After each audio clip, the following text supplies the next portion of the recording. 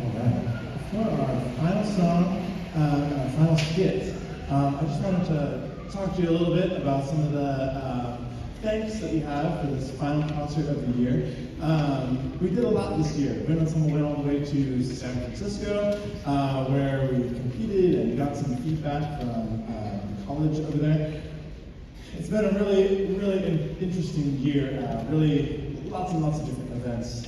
So we couldn't have done any of those events without your support and your help and chaperones and all of that. So thank you so much for being present and coming to these shows and helping out behind the scenes. Give yourselves a round. Yay, go Papa Lord!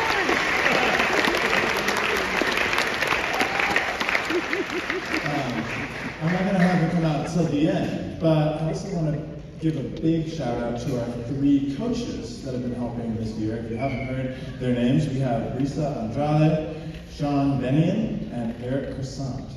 These 3 have been helping out with,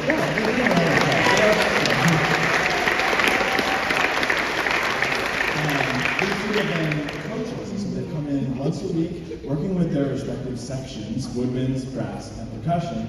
And it's been like having extra arms all of a sudden. Kids have more attention, they get better advice than I can give for some of those instruments, and it's just been absolutely amazing to have them helping out behind the scenes and helping get these kids where they are today. So thank you to them. I also want to give a big shout out to some of the really big players, the parents that devote their time. We have Christine Friend, who's been our program coordinator all year. Amazing job. We have Connie Nicholson, who's been a treasurer, working on all the payments and donations and things like that. We also have Georgina Ramirez-Gray, who has been helping with the donations, the fundraiser that we did in the fall. Thanks for her helping to communicate. So it's been a great time. Thank you so much for being such a great audience. My last thing that I'll say, after the show is done, we have our symphonic band students sitting up on the balcony. Hi, symphonic band.